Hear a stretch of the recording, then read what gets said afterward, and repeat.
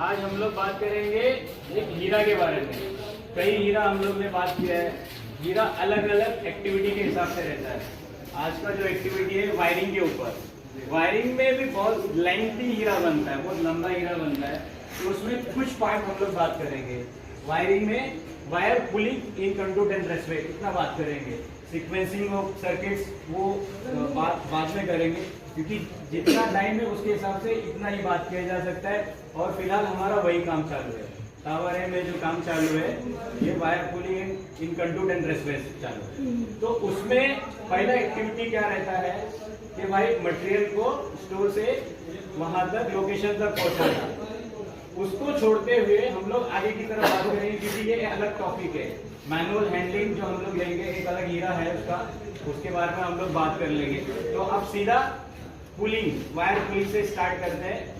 Wire installation और wire pulling दोनों एक ही चीज है। इंस्टॉल करना, वायर खींचना एक ही चीज है। उसमें क्या क्या खतरा रहता है, उसमें प्रिकॉशंस क्या है एज पर हमारे हीरा, वो हम लोग बात करेंगे जो हम लोग ने हीरा प्रिपेयर किया है। तो पहला क्या खतरा है, जो हम लोग वायर पुल करेंगे, किससे पुल करेंगे? शार्प एज स्टील वायर इस्तेमाल करते हैं हम लोग करने के लिए, खींचने के लिए, एडजस्ट करने के लिए।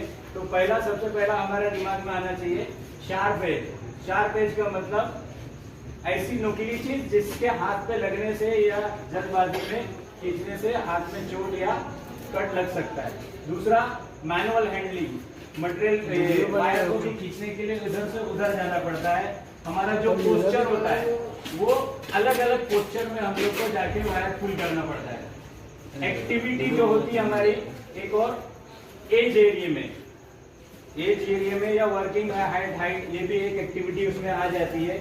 तो उसको भी इंक्लूड करते हुए उसका खतरा क्या है, आदमी ऊपर से गिर सकता है या मटेरियल उसके हाथ में जो भी है वो गिर सकता है। तो फॉलो अप पर्सन और फॉलो अप मटेरियल, ये दोनों चीज भी उसमें इंक्लूड करना पड़ेगा।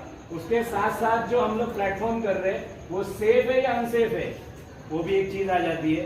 तो फॉलो अप पर्सन और फॉलो अप मटेरियल, ये अनसेफ वर्किंग प्लेटफॉर्म, ये दोनों एक चीज से मिला जुला है। तो इसके प्रिकॉशन जो रहेंगे वो भी सेम रहेंगे। तो अब शार्प एज के प्रिकॉशंस पर आते हैं हम लोग कि भाई जो ये खतरे हैं हम लोग ने नोटिफाई किया, समझा कि भाई इसमें ये खतरा है, तो उसमें प्रिकॉशंस क्या लेना है। सबसे पहला भाई, जो भी हम लोग वायर पुल करेंगे, जो शार्प एज रहेगा उसको किसी भी तरीके से कवर करेंगे। वो क्या क्या चीज हो सकता है, इंसुलेशन टेप हो सकता है या कोई और भी चीज हो सकती है जिससे हम लोग उसको कवर कर सके, ताकि खींचने के टाइम पे हमारे हाथ में ना लगे। एक ये है, जब खींचा जा रहा हो तो ध्यान से खींचे। दोनों आदमी में कोऑर्डिनेशन होना चाहिए, बड़ी सिस्टम यूज होना चाहिए।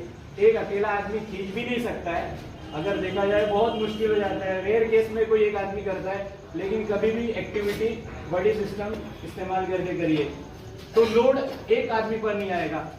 एक्सेसिव खींचना पड़ता है। एक आदमी जो मेन इलेक्ट्रिशियन रहता है वो बार बार खींचते खींचते उसके हाथ में क्या रहता है, जलन होने लगता है, बर्निंग होने लग जाता है। तो क्या करे, जो दूसरा बंदा नॉर्मल काम कर रहा था उसको खींचने में लगा दे और ये बंदा दूसरा काम करे।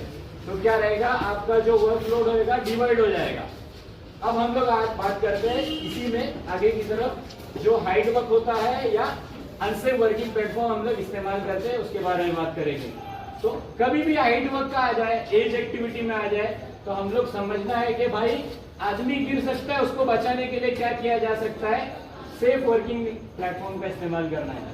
सेफ वर्किंग प्लेटफॉर्म किस तरीके से इस्तेमाल करेंगे, हमारे पास जो मोबाइल प्लेटफॉर्म है ब्लैक कलर का, वो सही कंडीशन में है क्या नहीं ये चेक करके इस्तेमाल करना है। उसका प्लेटफॉर्म सही है, डैमेज तो नहीं है, उसके रंग्स टूटे हुए तो नहीं है। लेकिन दूसरे के प्लेटफॉर्म जो हमको पता नहीं है किस कंडीशन में, उनका इस्तेमाल ना करें। हाँ, अगर अच्छी कंडीशन में हमने परमिशन लिया है सामने वाले से तो उसको इस्तेमाल कर सकते हैं।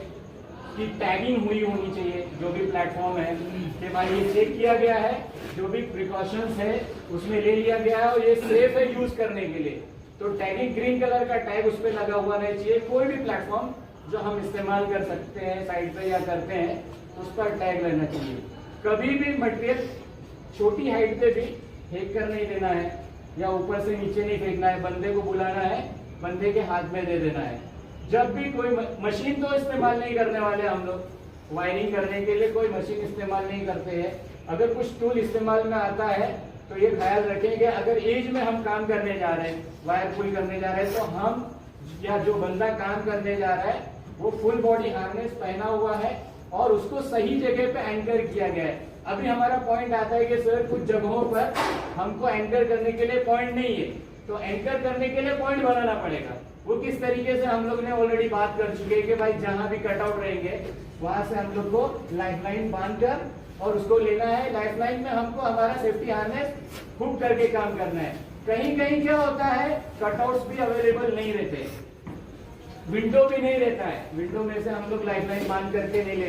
तो आखिरी उपाय क्या है, सिटी पोर्ट्स जिसको हम लोग मुंडा बोलते हैं नॉर्मल लैंग्वेज में, उसको हम लोग एंकर करके सीलिंग और फ्लोर के बीच में उसको अच्छी तरीके से टाइट करना है। फिर उसमें जो होल्स रहते हैं उसमें शोल्डर के ऊपर हुक करके हमको काम करना है। तो हम लोग हमारे खुद को गिरने से बचा सकते हैं। हमारा काम कितने फ्लोर पे चल रहा है, 40, 45, 60 इतने फ्लोर पर ऊपर जाते रहेंगे, 64 तक हमको जाके काम करना है।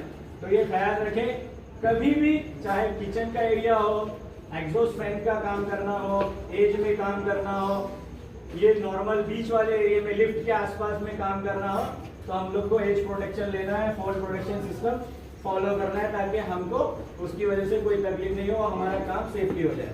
ठीक है, थैंक यू वेरी मच।